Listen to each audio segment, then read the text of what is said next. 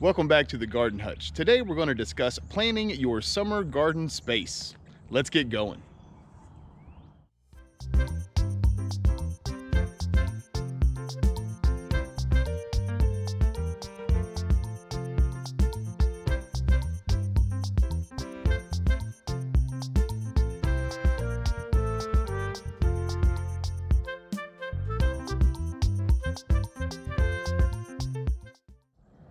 Here on the homestead, it takes us a couple months to plan the gardens, gather the supplies, and prep the beds. So I thought it would be kind of fun to go together with you folks to kind of show you how we do the what, where, and when. Here on the homestead, we grow over 50 varieties of vegetables and herbs. Now, if you're a relatively new gardener, you may only be growing a few plants, and if you're a more experienced gardener, you probably grow more than what we do. But this time of year is the time to decide what it is exactly that you want to add into your gardens. So what I would recommend new gardeners do, if you've had a garden in the past, just add one new thing to it so that you don't overload yourself. And if you're an experienced gardener, you'll know what I mean when it's time to decide what didn't work last year and what your new pet project this year is going to be. Now, I realize it's only mid-February, but the reason it's so important to decide now what it is that you're wanting to grow in your garden is because the more popular varieties of seeds, they're going to be flying out of stock here before much longer. Leslie and I got all of our seeds in for the summer, about a week ago. So there's a lot of folks out there that are already buying seeds. So if there's something you want that's popular in your area or that's kind of the new trend, now's the time to get it, because as we get closer to spring, those things are going to be harder and harder to find.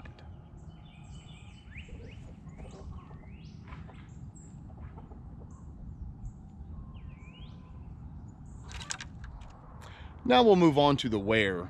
Here at the homestead, we are constantly moving our plants around in search of the perfect spot to grow everything. I'm not sure if we'll find it, but that's half the fun, is searching, right?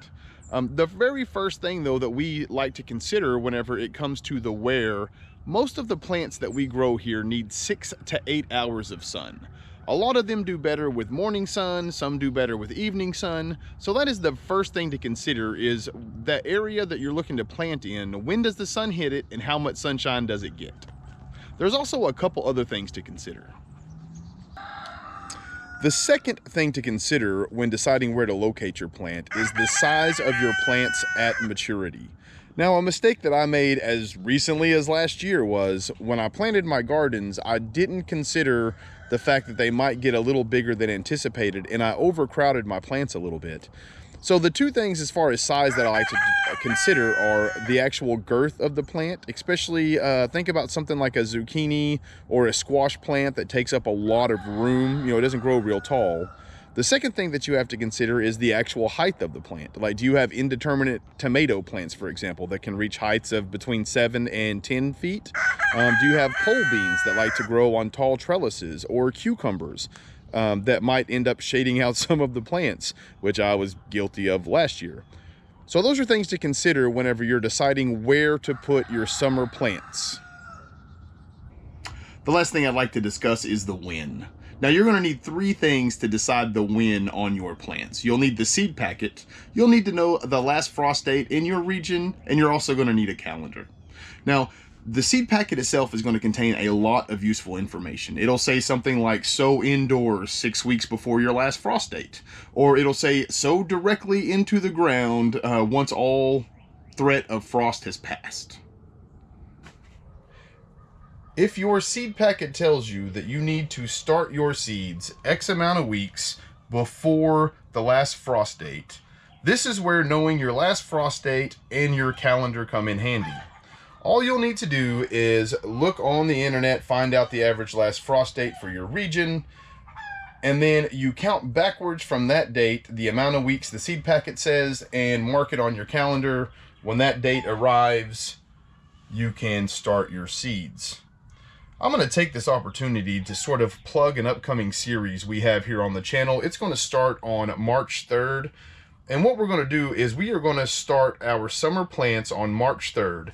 We're going to take 8 weeks to walk everyone through how to start from the seed trays with the seeds all the way through putting your plants in their permanent happy home in your summer garden.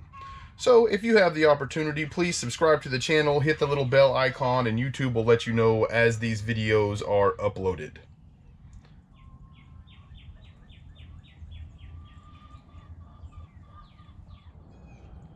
If your seed packet tells you to sow directly in the ground, it will either say one of two things. So X amount of weeks before the last frost date, and in that case you do the same thing you do with starting the seeds, mark your last frost date, count backwards, or it will say after all danger of frost has passed.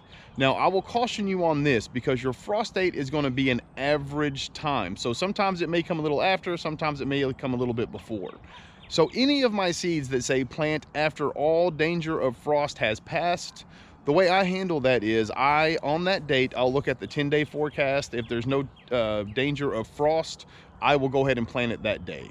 If there is a danger of frost in the 10-day forecast, I will wait until that day has passed, and then I'll go ahead and plant the seeds. As always, we appreciate all you folks. I hope you take care of yourselves. Until next time, peace.